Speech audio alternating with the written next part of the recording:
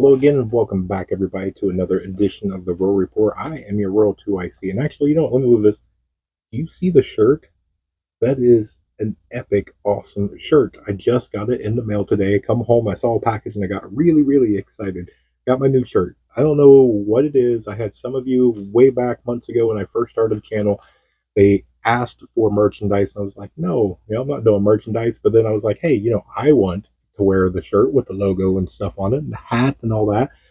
So I went ahead and I created a little store. So if you want a short, I tried to make it as cheap as possible. I forget what they are. I can't even begin to tell you. They're not $25 a shirt like a bunch of other ones. Which, hey, profit's profit. I get it. That's cool. I think I literally make like a dollar something, like $1.10 off of each shirt. So if you want to buy one, good. If you don't, no big deal. I'll wear it. I think they're cool. Now, let's jump straight into this. So this is going to be the Israeli war coverage and then the other headlines around the world and here on the home front. So, in no particular order. First one, Hezbollah seems to be at it again on social media. So they, keep doing all the little threats and the little videos and little pictures and different things. So this time they posted a little over a minute long video, and this one all seemed to gear right around torpedoes and the naval fleet, mainly the U.S. aircraft carriers in the region. So it's a little interesting. These seem to be getting a lot more animated, longer, a little bit more kind of sophisticated or whatnot in the thing. Just another data point. It's just kind of a rally cry and some other things. It's, look what we can do in a computer simulation, but it's just an interesting little data point. So I would mention that in there. Next, Egypt came out today with a statement saying, quote, "We reject the presence of NATO forces and foreign powers inside of Gaza." So, there's Egypt making their stance. They're telling you which side of the aisle they're on and all that. But I found it very interesting because I got through that article reading about it.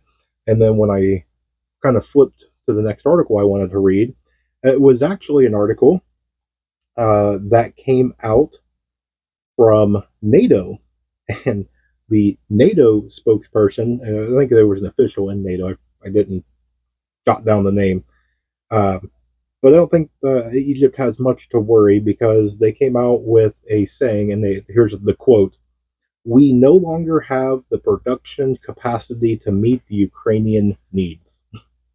Okay, so if NATO is trying to defend Russia, or defend NATO and beat back Russia, and they don't have enough production to be able to do that, then how in the world is the countries of NATO going to have the production to come in and uh, take over the Gaza Strip and Palestine and all that? So I find it interesting, the timing of those two. Both data points. Keep that in mind. So NATO has come out and officially, publicly said, "Hey, we don't have the production capabilities to be doing this in one place, let alone two different places." The one recent, maybe a month ago or so, of Germany, I believe it was, that came out and said, "Hey, if a major conflict broke out, we have enough ammunition to last us for 24 hours." And if that's not a thing of anybody that wanted to go in and cause some trouble into Germany, for Germany to be like, "Hey, we're gonna put up a really good fight for 24 hours, but after that, now we're kind of done." So, again, interesting data point. Now, Sky News is reporting Netanyahu, and he came out saying that the Israeli army will control the Gaza Strip after the war, and that he does not trust international forces. Okay, I mean, I get it. I put myself into his shoes with all these other countries and all this other things, and who you thought was an ally actually is coming out, saying things against you. The people that you didn't consider an ally, that they were kind of a neutral. They took more of an enemy stance. Even the U.S., as much as the U.S. is sending weapons and different aids and money and all this other packages, when we came out, I forget however many days ago, when the whole hospital incident happened, when we made the statement of telling Israel that you should abide by the international rules of war. That right there was very telling for me because we're not saying you did something bad. All we're saying is that you should abide by the rules.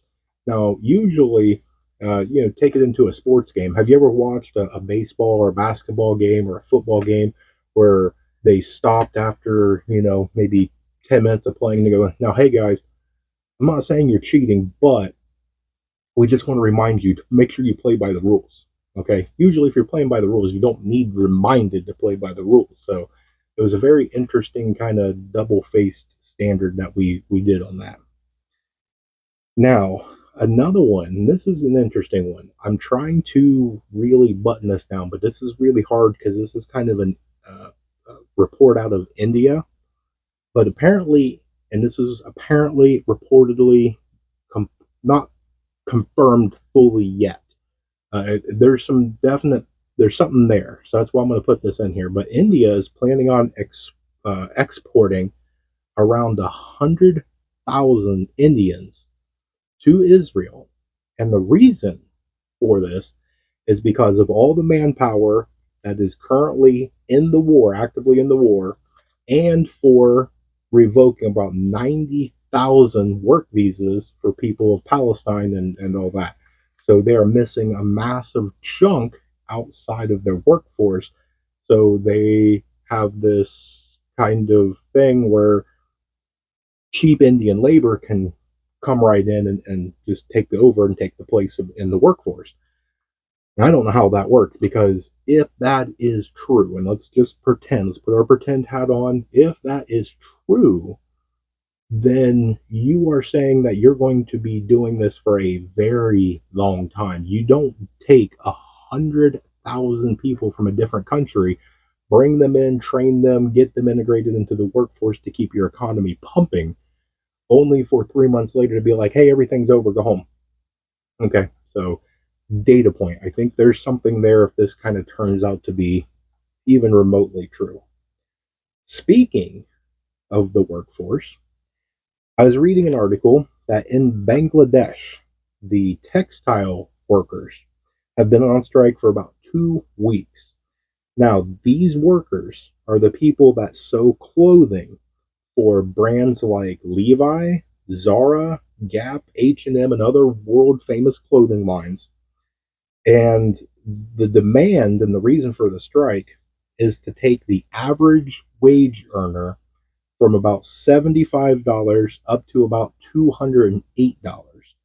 Now, after the first week, apparently some of these upper level people and the kind of like how a union would work here. So you have the actual employer and some spokespeople, and apparently after the first week, they agreed to up it from 75 to $113. But apparently the workers were not happy because they did not go back to work. They continued to strike and they went harder. And that caused clashes between the local police. And you had everything from rubber bullets and tear gas flying. And there's actually been 3 confirmed deaths of workers. And as far as I can see, there's no end in sight for this. So keep that in mind. Data point. Now, I got one more thing, but I saw this and this is really, really cool for me. So, my channel, bear with me for like 10 seconds here. I'll put it right here. This is the video of the United States Air Force B21 Raider. And this is kind of the sneak peek first flight of this bomber. Now, this is a nuclear capable bomber that comes with a price tag of about $700 million a pop. Every bird of those in the air, $700 million. Now, for this plane, for its specific reasons of being, invented and brought up to this level, this is the first one of production in about 30 to 35 years. So this is kind of a big thing, big deal. So beautiful plane. Let me cover the last one here. And we're going to bring it back to the home front. This is very interesting, and I want you to think about this. This is going to be kind of your prepper homework. Let's go with that. So, in an echelon insight poll, they asked 1,029 voters if there was a war, would go in to serve? And out of that, 72% said no. Now, that maybe might not be alarming. I thought the number might be a little lower, but it wasn't terribly surprising for me. This one, out of another poll, is the JL Partners, and they did a poll for Daily Mail, and they found, and this is might be surprising, and this may not be surprising, but they found out of the people that they polled that a majority of Americans would die for their country if the U.S. was invaded. Now, being a little bit, of an older, yeah, no question. If my homeland was invaded, I'm doing what I've got to do to protect. That's the whole purpose of being in the preparedness community, is you are trying to survive. You're trying to protect what's yours. You're not going out here looking for anything bad. You're just trying to survive through a situation that comes to you. Now, out of that same poll, here's where maybe an interesting part comes, is that if you take all those numbers and you break it down by age groups, the group that said, no, I would not be willing to stand up and defend the country if it was invaded, was 18 to 29 years old. So that's basically your draft group. So if there was a draft, and probably by no surprise, the draft group and kind of the group right afterwards, if it was a really big draft, they by and large said no. Nope, not going to happen. And I think too, there's a lot of talk about draft. And I'm going to spend just a second on this, and we'll bounce off for today because I just had a video premiere drop about 5 o'clock, so I'm not sure when this one will be released. I did a Pew Pew review one because you guys really seem to love that kind of show. So hope you enjoy that one. But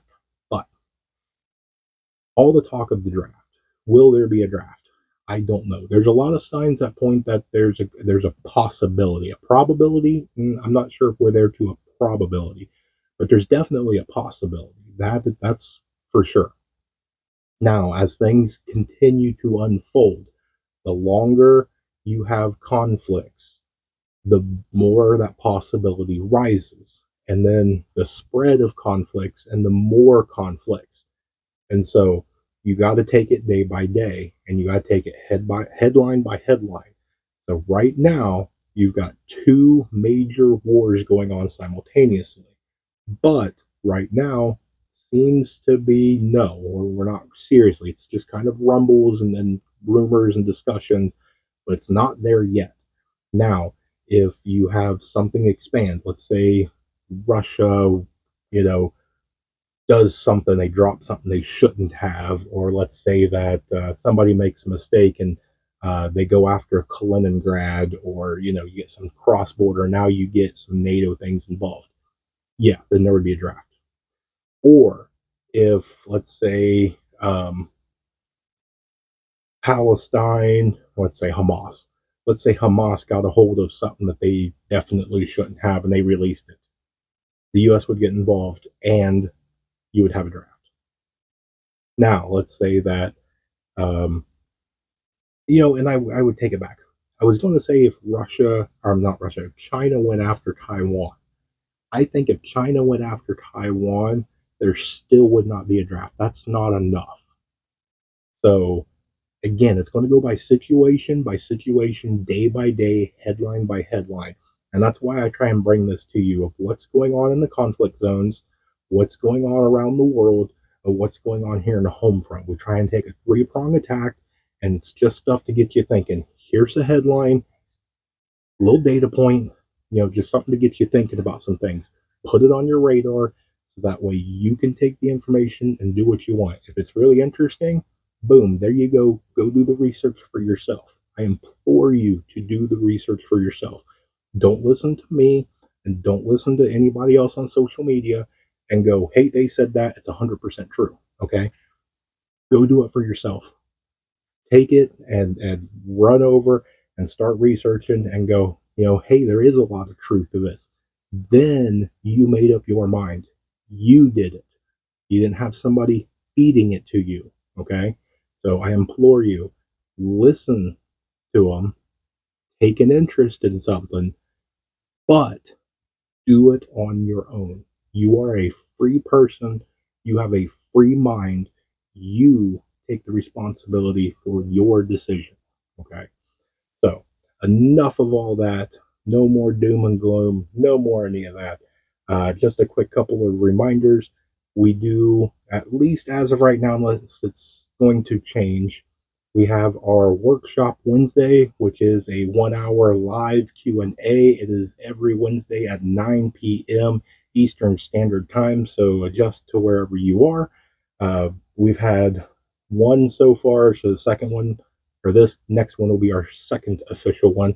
I've done a few live, and they've always been really, really fun. We hang out. It's just a lot of prepping and homesteading and bushcraft people, and we all just get along and discuss and talk and ask each other questions.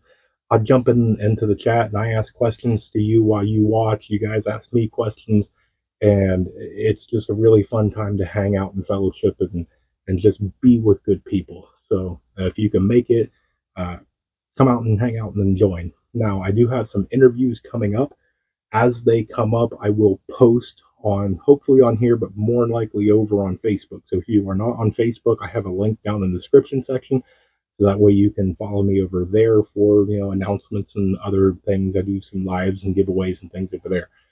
But I have about 4 to 5 interviews coming up, and they're all very unique and they're all going to be really fun to do. So as I get information and dates nailed down and things, I'll try and give about a week's notice or so, so that way I can say, hey, I'm interviewing this person or this group, intent, and that way, if you guys have some questions that you want me to ask them, I always try and pick, I don't know, 4 or 5, 6, something like that, so that way it gives a chance for my subscribers to be able to ask some of these people some of these questions, because some of these people have a very, very massive, large subscriber base, and it's very difficult to get a question through. So channel it through me, ask me some questions, I'll jot them down, and we'll do a video and I'll ask your questions. So uh, with that, I'm going to cut this out. So more information to come.